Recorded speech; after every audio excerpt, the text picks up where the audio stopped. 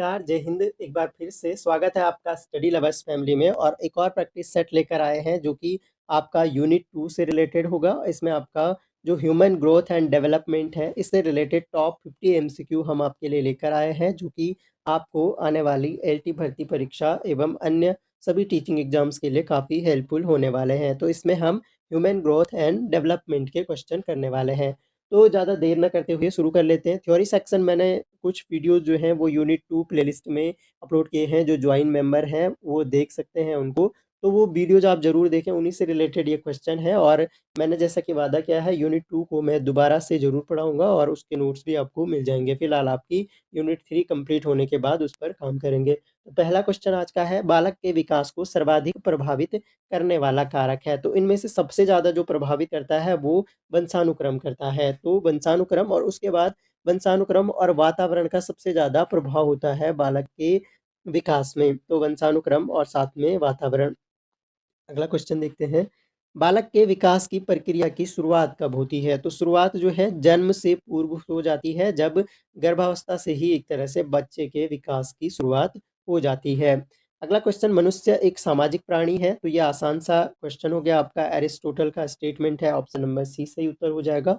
अगला क्वेश्चन है, बालक में अपनी माँ को पहचानने की योग्यता आती है। तो जन्म के तीसरे माह में जो है बालक अपनी माँ को पहचानने लग जाता है। अगला क्वेश्चन है, बाल्यावस्था में बालक संपर्क रखना पसंद करता है। तो संपर्क रखना जो है बालक पसंद करता है अपने समवयस्क यानी उसकी उम्र के जो साथी होते हैं उनके साथ संपर्क रखना पसंद करता है।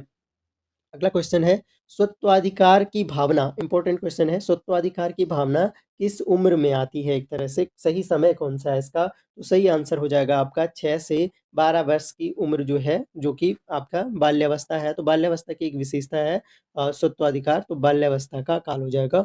बाल्यावस्था में सामाजिक विकास की विशेषताओं के अतिरिक्त जो बात कही गई हो उसे छांट कर अलग करो। मतलब सामाजिक विकास के अतिरिक्त अ, जो बात कही गई है उसको अलग करना है इनमें से। तो इनमें से जो है योग्यता जो है वो अलग बात है। अब ये सामुदायिकता आ जाएगी, भिन्नता आ जाएगी, स्पर्धा आ जाएगी। ये सब जो है आपके एक तरह से सामाजिक विकास का ही पार्ट है। लेकिन इनमें अलग क्या है, योग्यता इनमें अलग है। तो ये आपको थोड़ा-सा ध्यान रखना होगा।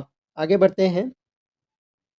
अगला क्वेश्चन देखिए, मानसिक विकास की अवस्थाओं में आती है। मानसिक विकास की अवस्थाओं में आती है। तो इनमें से जो है जो अवस्थाएँ हैं मानसिक विकास की अवस्थाओं में आती हैं। देखो, शारीरिक क्रियाओं की अवस्था, मानसिक क्रियाओं की अवस्था, सामाजिक क्रियाओं की अवस्था, ऐच्छिक क्रियाओं की अवस्था। तो जो ऐच्छिक क्रियाओं की अवस्था होती है, ऐच्छिक क्रियाओं की मानसिक विकास की अवस्थाओं में मानसिक क्रियाओं की अवस्था आएगी। ऑप्शन नंबर बी सही उत्तर हो जाएगा।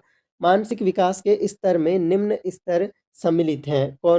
इनमें से कौन से स्तर जो है मानसिक विकास के स्तरों में सम्मिलित हैं? तो यहाँ पर देखिए, ध्यान एवं रुचि जो है ये आपके मानसिक विकास के स्तर में सम्मिलित होंगे, ध्यान एवं रुचि। अगला क्वेश्चन है, पौष्टिक भोजन थकान का प्रबल शत्रु तथा शारीरिक विकास का परम मित्र है। यह विचार किसका है? पौष्टिक भोजन जो है थकान का प्रबल शत्रु है और शारीरिक विकास का प्रबल मित्र है। यह कथन जो है ये सोरेनसन का है। ऑप्शन नंबर ए इसका सही उत्तर हो जाएगा।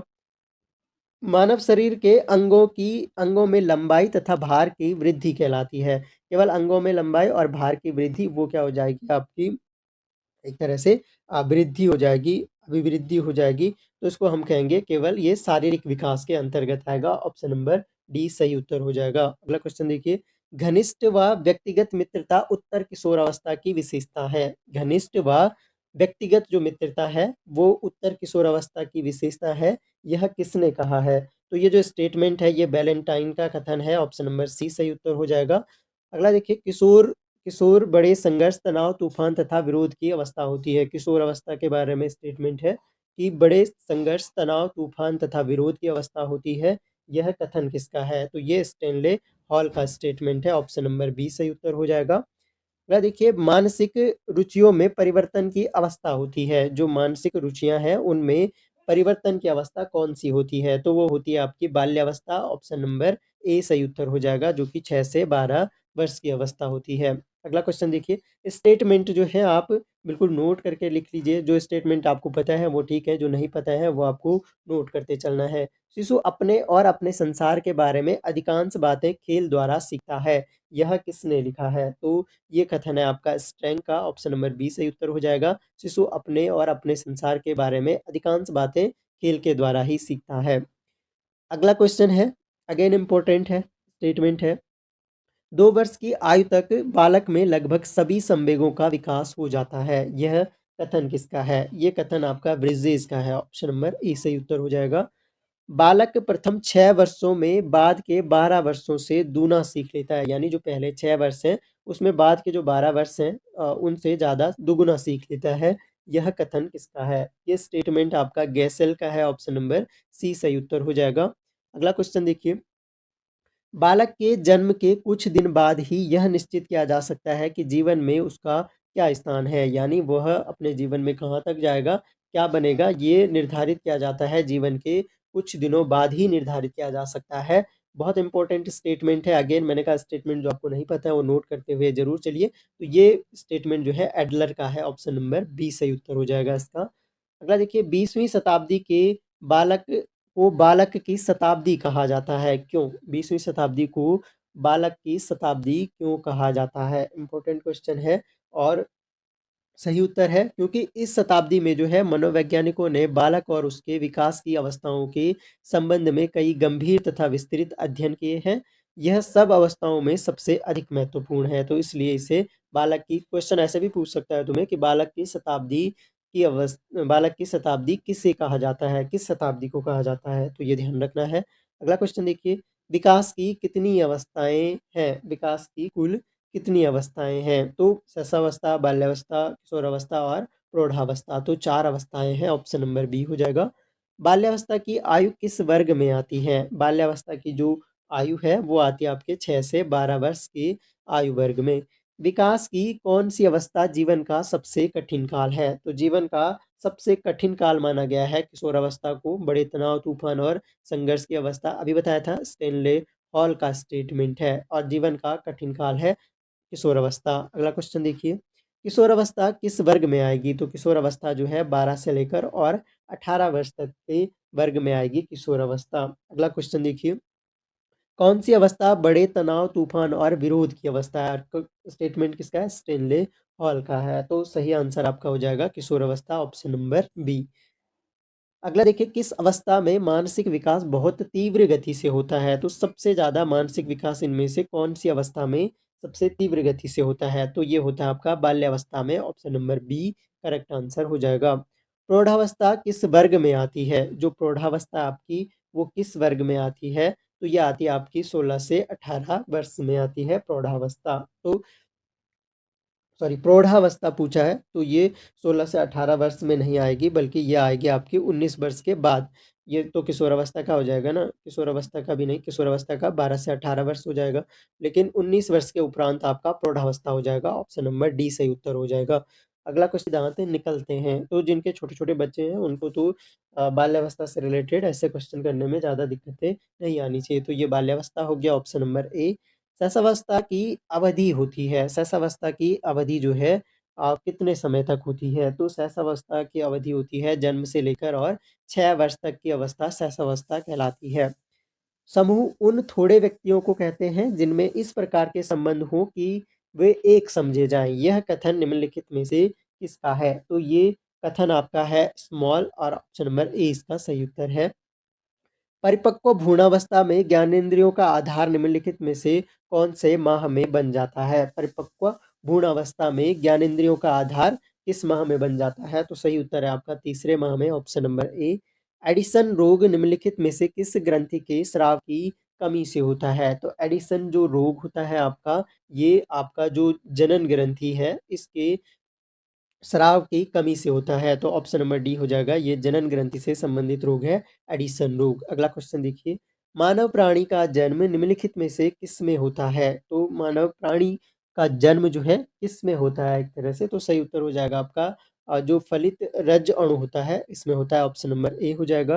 अगला देखिए, समाजीकरण के निम्नलिखित साधनों में से सबसे प्रमुख साधन कौन सा है? समाजीकरण के सबसे प्रमुख इनमें से साधन जो है आपका समाजीकरण कहाँ से होगा आपका? सामुदायिक कार्यक्रम से भी हो सकता है, सामाजिक नियंत्रण से भी हो सकता है, खेल से भी हो सकता है, लेकिन सबसे मुख्य साधन हम किसे मानेंगे?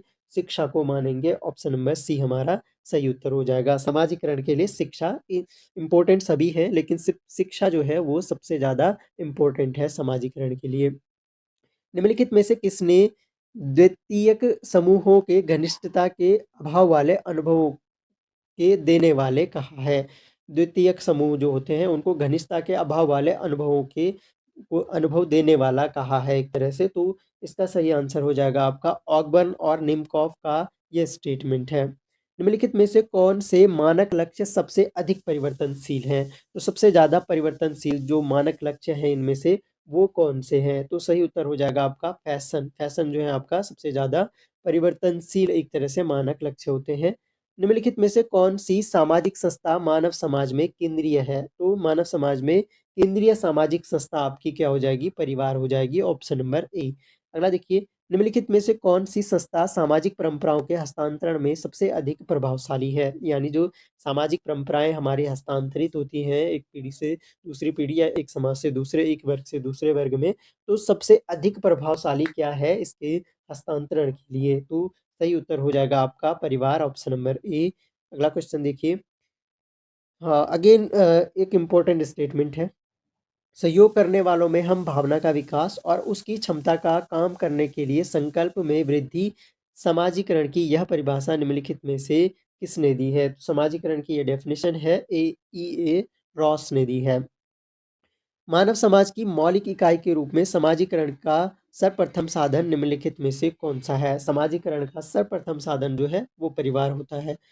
अगला देखिए, सदस्यों में व्यक्तिवाद, आत्मनिर्भरता और स्थिति कार्य पर निर्भर निम्नलिखित में से किसकी विशेषता है? व्यक्तिवाद, आत्मनिर्भरता। तो व्यक्तिवाद है, आत्मनिर्भरता है और स्थिति कार्य इस पर निर्भर निम्नलिखित में से ये किसकी विशेषता है एक तरह से? तो सही उत्तर इसका हो जाएगा ये द्वितीयक विशेषता है, सेकेंडरी एक तरह से सेकेंडरी विशेषता है। निम्नलिखित सामाजिक मानक लक्ष्यों में निम्नलिखित में से कौन सी विशेषता अनिवार्य है? सामाजिक मानक लक्ष्यों में कौन सी विशेषता अनिवार्य है? तो जो सामाजिक मानक लक्ष्य हैं तो इनमें अनिवार्य विशेषता क्या होती है? परंपरागत होती है। परंपरागत होती है सामाजिक जो लक्ष्य कुछ लक्ष्य होते हैं या जो कल्चर होता है वो परंपरागत होता है और वो चला आ रहा होता है। तो परंपरागत कुछ सामाजिक नियम भी हैं, सिद्धांत भी हैं, वो भी परंपरागत हैं। निम्नलिखित में से कौन सा पारिवारिक समाजीकरण का सर्वोत्तम साधन है? पारिवारिक समाजीकरण का सर्वोत्तम साधन क्या हो जाएगा? परंपराएं हो जाएगा। ऑप्शन नंबर ए सही उत्तर हो जाएगा।